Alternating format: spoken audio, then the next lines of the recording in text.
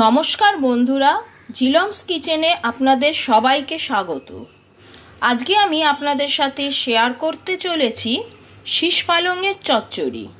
শীতের সবজি দিয়ে শীষ পালংয়ের চচ্চড়ি খেতে কিন্তু অসাধারণ লাগে, আর এটা রান্না করাও খুবই সহজ।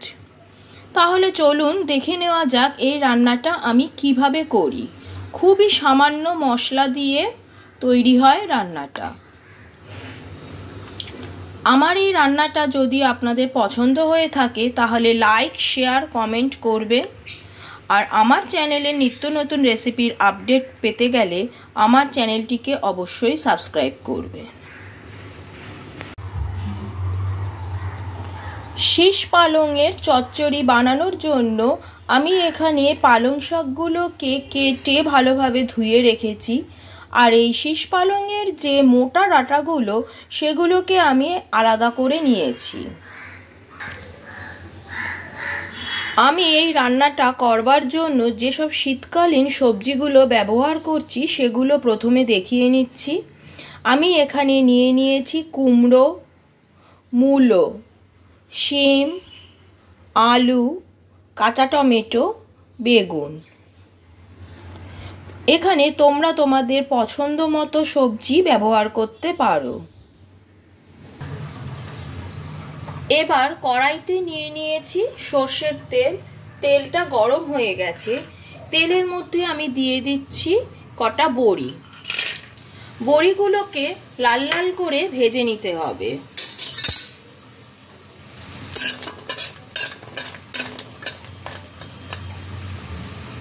বড়িগুলো লাল লাল করে ভাজা হয়ে গেছে। এবার এগুলোকে আমি তেল থেকে তুলে নিচ্ছি।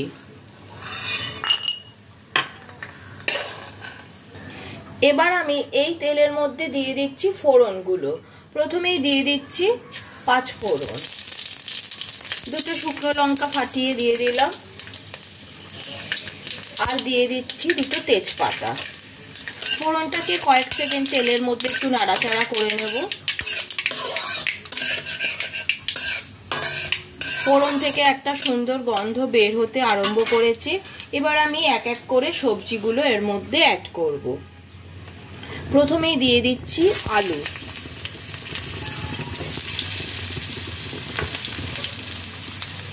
কুমড়ো,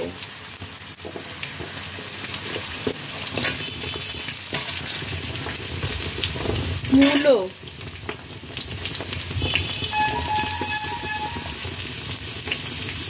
আর দিচ্ছি শিম।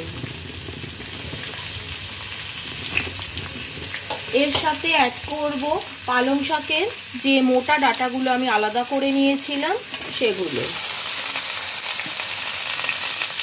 যেহেতু এগুলো একটু শক্ত ধরনের সবজি সেই জন্য এগুলোকে আমি প্রথমে দিচ্ছি।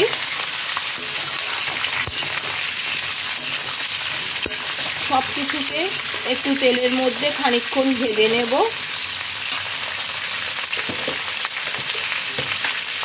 এর মধ্যে দিয়ে দিচ্ছি নুন,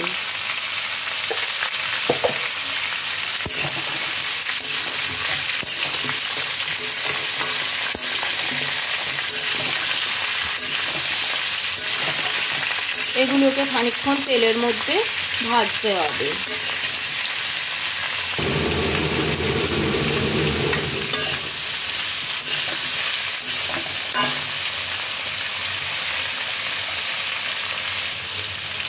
সবজিগুলো কিছুটা ভাজা হয়ে গেছে। এবার আমি এর মধ্যে দিয়ে দিচ্ছি বেগুন আর কাঁচা টমেটো।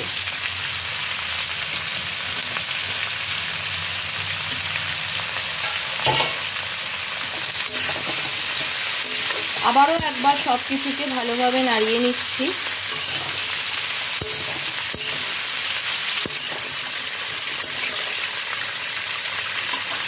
এবার আমি এর মধ্যে গুঁড়ো মশলা অ্যাড করছি। আমি কিন্তু খুব বেশি মশলা এখানে অ্যাড করব না। দিচ্ছি হলুদ, আর দিচ্ছি কাশ্মীরি লঙ্কার গুঁড়ো। এই কাশ্মীরি লঙ্কার গুঁড়োটা দিলে শীষ পালংয়ের কালারটা বেশ সুন্দর হয়। বাস এছাড়া আমি কিন্তু আর কোনো রকম মশলা এই রান্নাটাতে অ্যাড করব না। খুব কম মশলাতে কিন্তু এই শীষ পালঙের চচ্চড়ি খেতে খুবই সুস্বাদু হয়। একবার এইভাবে বাড়িতে তোমরা ট্রাই করে দেখতে পারো।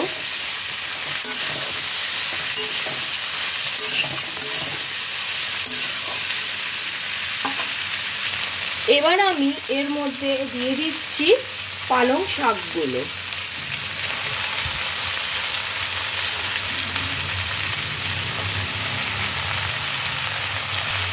শাকগুলো দিয়ে আবারও একবার ভালোভাবে সমস্ত সবজির সাথে মিশিয়ে নিতে হবে।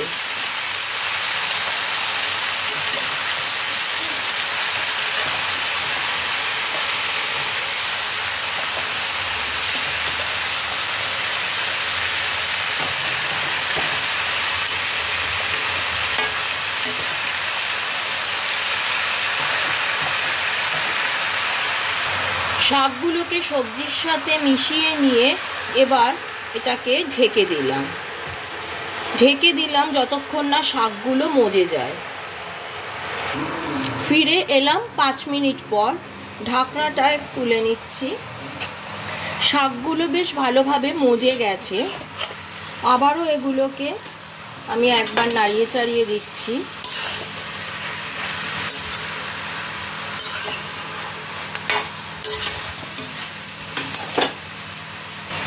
এবার এর মধ্যে দিয়ে দিচ্ছি কটা চেরা কাঁচা লঙ্কা,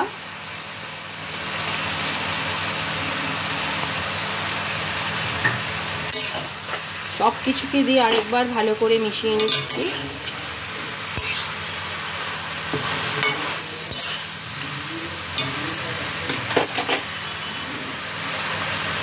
এর মধ্যে অ্যাড করছি স্বাদ অনুসারে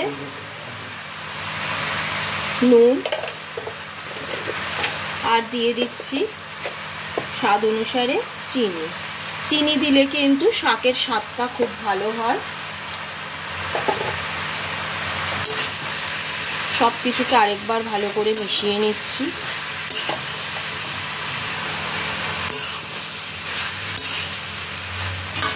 এর মধ্যে দিয়ে দিচ্ছি ভেজে রাখা বড়িগুলো।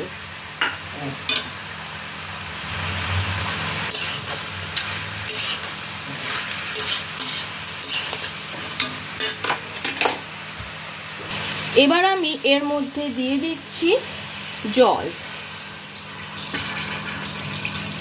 জল দিয়ে সবজিগুলোকে ভালোভাবে সিদ্ধ করতে হবে।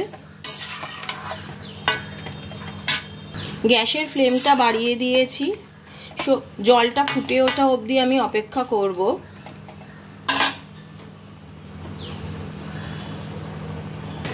জলটা ফুটতে শুরু করেছে।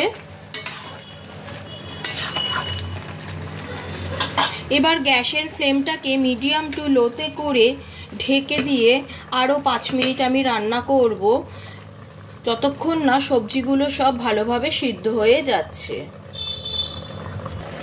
ফিরে এলাম 5 মিনিট পর। ঢাকনাটা আবার সরিয়ে নিচ্ছি।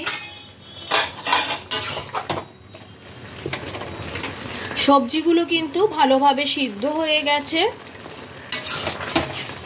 এবার গ্যাসের ফ্লেমটাকে বাড়িয়ে দিলাম, দিয়ে ঝোলটাকে একটু টানিয়ে নিতে হবে। শীষ পালঙের চচ্চড়ি রান্না আমার প্রায় কমপ্লিট। ঝোলটাও বেশ ভালোভাবে টেনে গেছে।